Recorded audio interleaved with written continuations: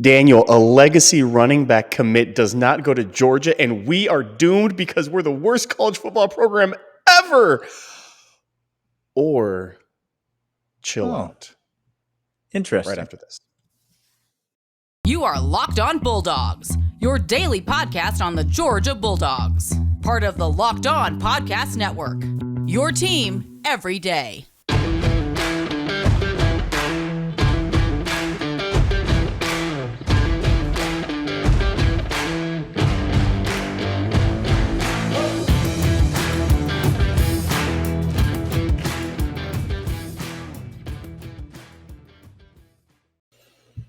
Hello, everybody. Happy Monday to you. Welcome back to the Locked On Bulldogs podcast, part of the Locked On Podcast Network, part of Locked On Atlanta. Happy to be here. Happy to be with you. This episode brought to you by LinkedIn, by the way. Happy to have LinkedIn joining the team. Clint, can't help but notice still nothing on the shelves. Maybe no, I'm going real minimalist up here. Just real minimalist. It is bare bones. My man is moving, so just ease up. Everything's out of the house. It's just listen. Literally, next time you see him, a computer, and a look. I'm gonna look here. I'm just gonna really quick.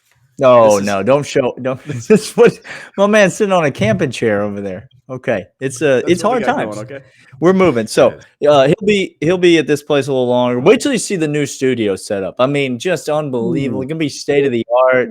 How many of those little helmets you can put on the shelves behind you, man? They're just gonna have a lot of the magnetic spinning ones with the LEDs coming down. It's gonna be a lot. It'll be great. A lot. It's gonna be great.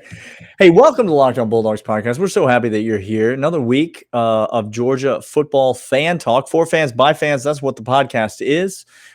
He's Clint and I'm Daniel. We are actual Georgia fans, and we prove that each and every day with the way that we talk. Sometimes our takes are good, sometimes our takes are bad, but all of the times our takes are real because we're real fans. That's what the podcast is all about.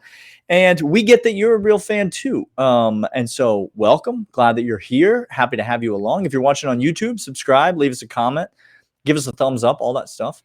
Over 3,000 subscribers, by the way. But clip that 3,000 over the weekend, Clint. So if you're new to the party, look, let's get to 3,250 before the season starts. Subscribers, I think we can easily do. Forget about that. Let's get to 4,000 before the season starts. Let's just jump on board. Let's do it.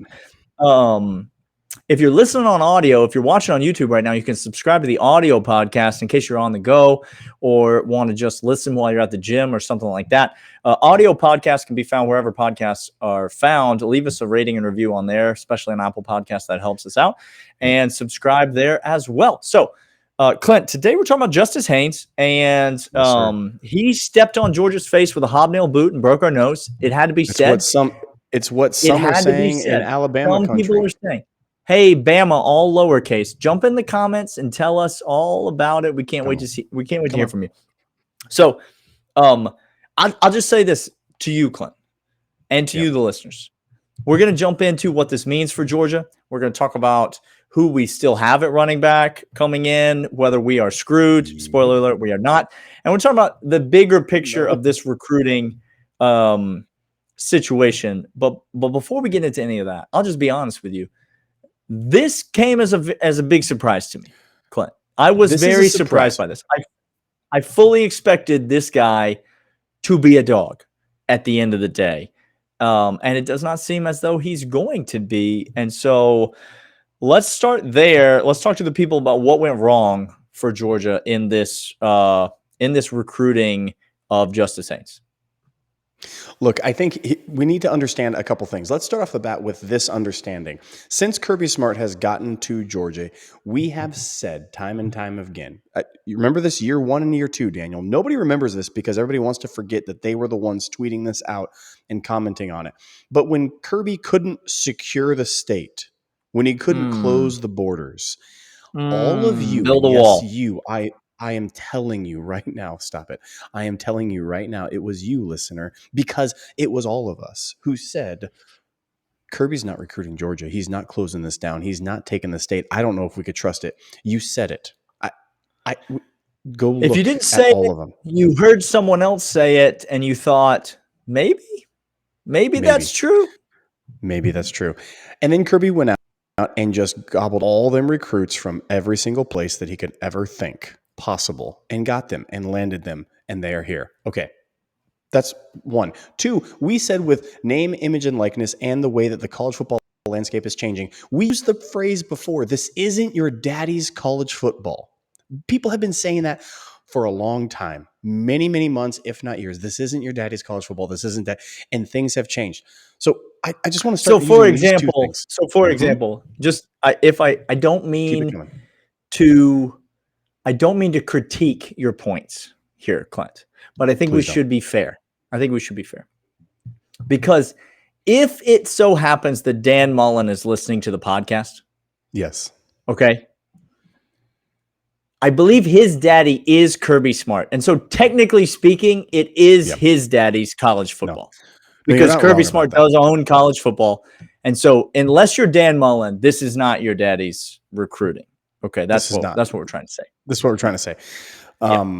Look, here's where I want to start. I want to start with, we can talk about why we missed on a couple of things and what went wrong. But I just want to first tell you, Georgia fan, if you are losing your mind over this, if you're telling us, hey, a legacy in-state running back guy, and you think we're at a position of need in running back, we're going to tell you probably tomorrow why that's completely false and a bad narrative.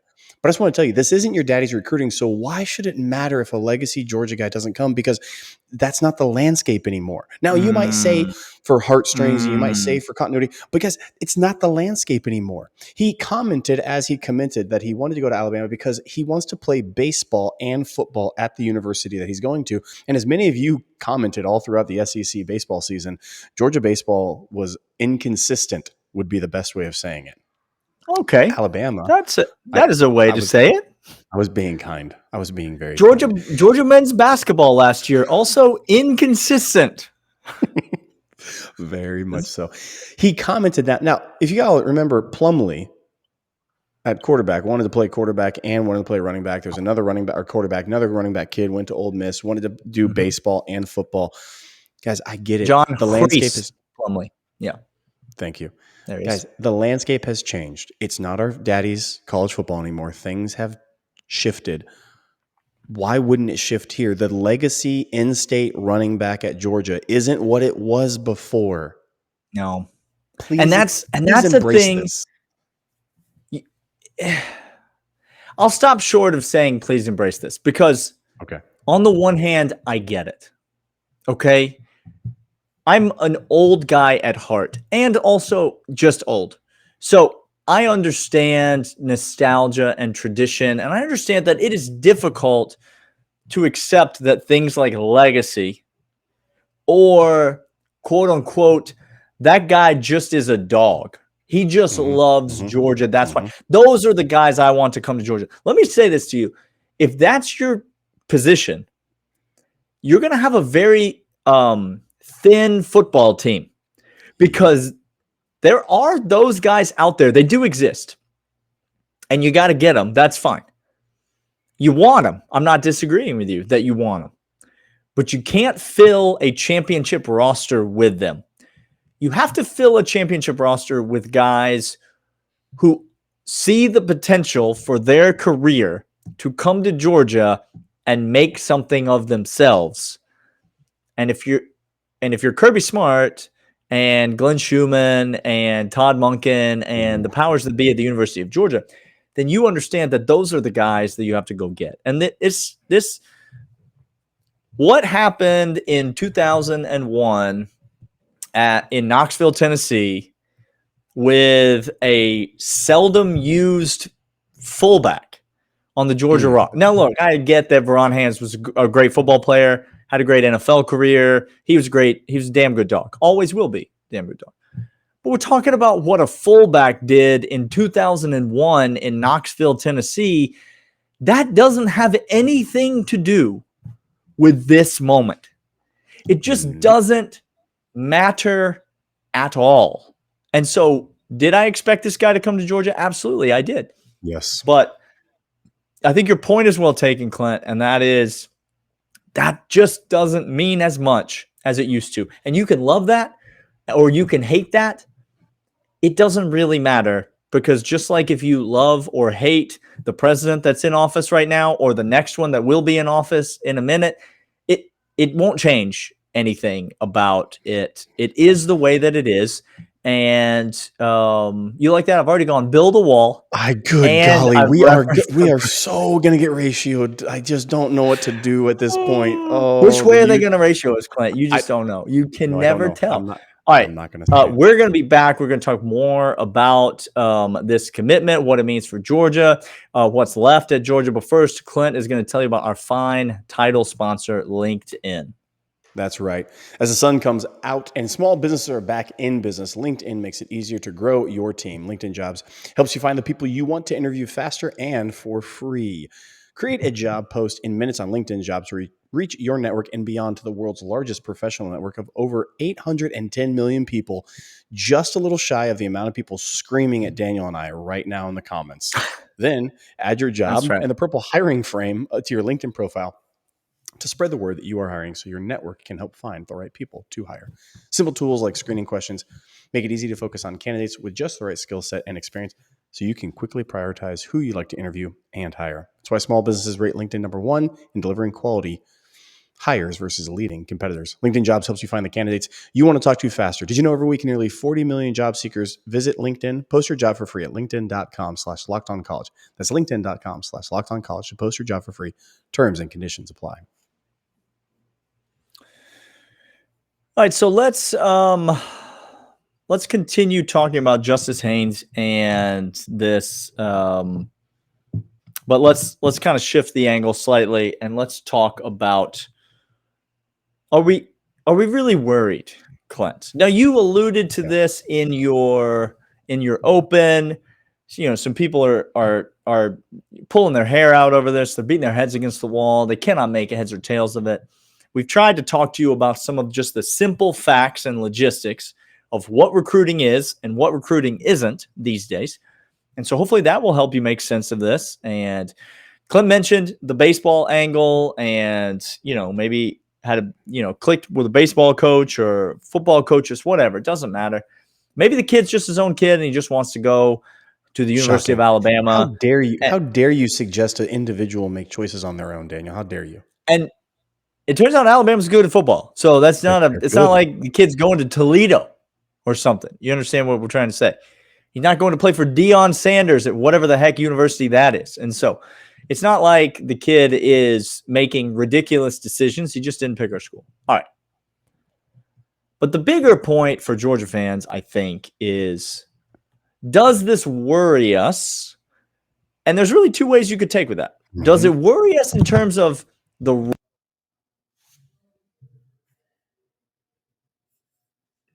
our team, our unit, our roster? Does it worry us in that respect?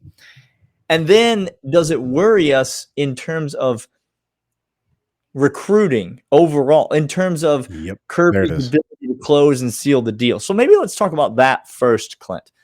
Are we ready? Or should we doubt Kirby now? I don't know how to phrase this question and not sound like this is what I'm just so blown away with, honestly. And we say it every single year, Daniel. Every year during talking season, because you have mentioned before, the mental psyche and the emotional psyche of Georgia fans is there has to be something wrong. I know we just won the national championship, but there has to be something wrong. But it's a safe space for us. Like it's like a hobbit hole. We just run back to it because it's what feels right to us. Because for so many years, it was nearly there, and we just lost because of X, Y, and Z. But if we just had that one little piece, it wasn't going to be so bad. There's decay in the program. We're not who we are. We're the national champions, and yet people are insecure about that. So I get it. But let me start on the recruiting front. Every single year, we have to comment, calm down.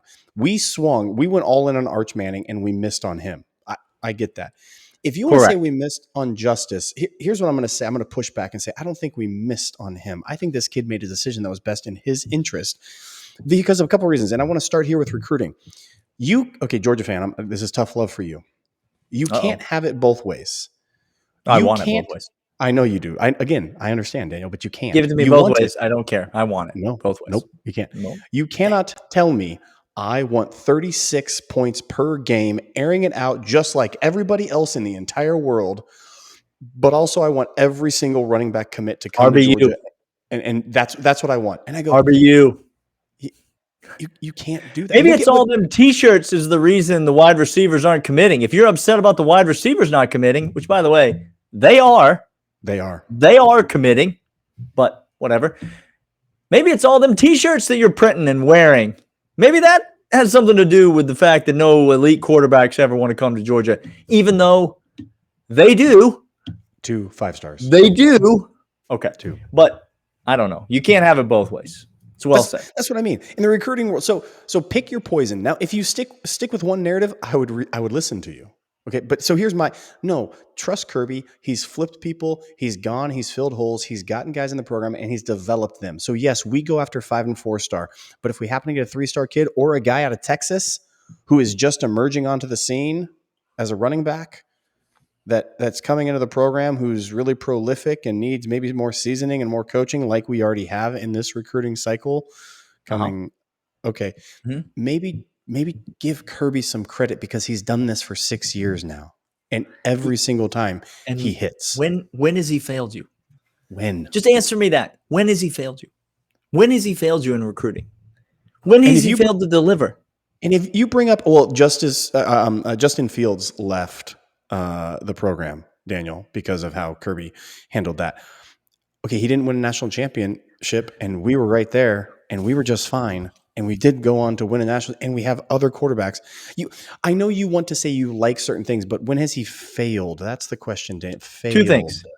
Two things I'll say. Number one is, look, Kirby gets it done every year. And we've said this, we've come back to it over and over again. Clint said we can't have it both ways. I will just say that if Kirby Smart goes after a kid and he swings and he misses, like happened with Arch Manning, like to some extent happened with Justice Haynes. I get that. Sure. If that happens and Georgia does not finish with the number 1 recruiting class in the 2023 cycle, let's extrapolate out and say that happens. Even though Kirby has rallied from behind and finished with the number 1 class before. But look, it's going to be extremely hard to finish with the number 1 class in the 2023 cycle. Very hard. Like, let's say he's top 3. Let's say he's 4, top 3, 4, 5, somewhere in that neighborhood. Nobody recruits the number 1 class every single year. Nope. Like, nobody does. Nick Saban in his heyday, even though the narrative that ESPN will tell you is that Nick Saban recruits the number 1 class every single year, even in his heyday, Nick Saban and Kirby Smart together didn't get the number 1 class every single year. By the way, just for curiosity's sake, Alabama is currently sitting at 11th at 24/7 for 2023 recruiting. So when Kirby Smart finishes in the top 3, top 4 this year, but doesn't have the number 1 class, that doesn't mean that the program is broken. Guess who signed the number 1 class more often than any other school since Kirby Smart's been the head coach at the University of Georgia? Give it to the people. It's Georgia. No matter who gets the number 1 class next year, it'll still be Georgia who signed the number 1 class the most often since Kirby Smart's been here. So listen, if we finish outside the top 10, please talk to me about how recruiting is broken, because you'll be right. You will be right. But until that happens, until we start pulling in Mark Richt type classes, don't talk to me about the recruiting class being broken, because it simply isn't. By the way, really quick, the number 2 class right now is Notre Dame. So let's just calm down. Yeah, that's not gonna be the thing. I have another point. I'm gonna save it for the following segment, but we'll be right back and talk more about Georgia, about recruiting, and what this all means. But first, I want to let the people know about BetOnline. your online sportsbook experts. They are the official sportsbook partner of the Locked On Bulldogs podcast, and they are the only sportsbook that Clint and I trust. And so, on Saturday night, when Cam Smith was plus 1,200, Clint, 12-1, and I just matriculated on down to betonline.net, and everyone and their brother said Rory McIlroy is a shoo-in. You've seen this story before. To win the Open Championship. I said, not today. And so drop a little coin on Cam Smith, as I did, and then just reap the harvest. BetOnline is where you go when you want to place a bet like this. And see, the beauty of that bet now is, Clint, I can easily just cash it out, transfer that money directly to my PayPal, to my checking account, wherever I want, and then I use it. But I'm not going to do that, Clint. Do you know why? Because I'm building a fortress. September 3rd. Building a fortress for September, Clint. September is coming. You understand? You thought winter was coming, but I'm telling you that ain't it. It's September is coming. The Mercedes-Benz is coming.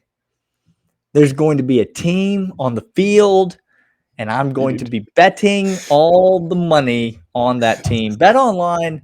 This BetOnline ad read just turned into my own little personal. You need to just come on, pull it in, ran it in. Just get a little hot and bothered. Okay, come on. BetOnline.net is your online sportsbook experts. Enter the promo code Locked On, get a welcome bonus on your initial deposit, and go there and place your wagers. BetOnline.net. You teased that you had one more point about recruiting, or maybe the state of the running back program at Georgia after Justice takes his talents over to Alabama. What is that one other point that you had? Yeah, so I think the only area that you could really be concerned is here. Recruiting for the best play. When you're competing for the best players in college football, you're never competing for one guy. So does Justice Haynes not coming to Georgia, does it sting a little bit? Does it hurt me a little bit? It absolutely does. Does Arch Manning not coming to Georgia, does it hurt me a little bit? It does. But the problem with losing out on guys like that is that often you're not just losing out on guys like that. You're losing out on the other guy. And so the name that I will bring up that John Garcia has brought up before that I think is on the minds of a lot of Georgia fans is Mill Creek safety Caleb Downs. He's been linked to Justice Haynes quite a bit. And if you look at a lot of quote-unquote insiders, next time we have John Garcia on, we're obviously going to ask him about this. But if you look at a lot of quote-unquote insiders, a lot of crystal balls showing up for Caleb Downs to Alabama these days. And again, Nick Saban's going to get recruits. Nick Saban might sign the number one class. Sure. That very well might happen. Georgia signed the number one class 2 years in a row, and each of those 2 years failed to win the national championship. Shocking. So Nick Saban might get the number one class. That could happen. But to me, Caleb Downs was always more important. Justice Haynes was more of a sure thing. Now we lost the sure thing, and that might hurt our chances of getting the even more important guy in Caleb Downs. And so that's the point about this whole recruiting thing when people are going to say like, oh, this is kind of a big deal that we missed out on this guy. That's the point that I'll listen to. I won't listen to anything about Kirby. I won't listen to anything about recruiting classes. I won't listen to anything about NIL and how it's ruining college football. I won't listen to any of the points about how the running back room is a dire need for this Georgia team. Again, we're going to talk about that tomorrow on the podcast. We're going to talk about the running back room, what we're excited about, what we have to look forward to in that room. It's not a position of need. Spoiler alert.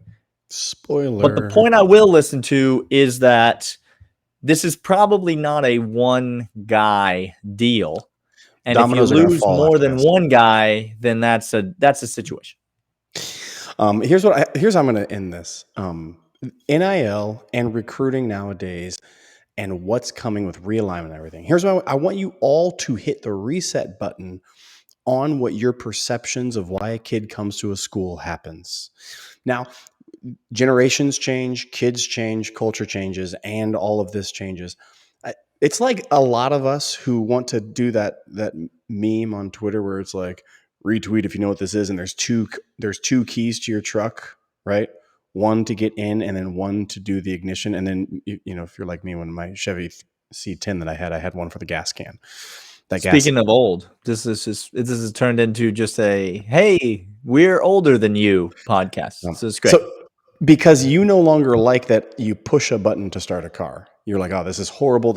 And what you want to say is, back in my day, we had 2 keys to start the car, and you go, okay, that's the end of the segment.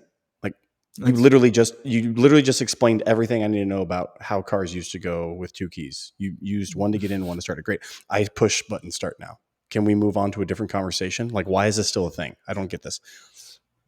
You need to hit reset on recruiting. It's going to help you. I'm here to help you out, fan, Georgia fan. This is going to help you in the long run.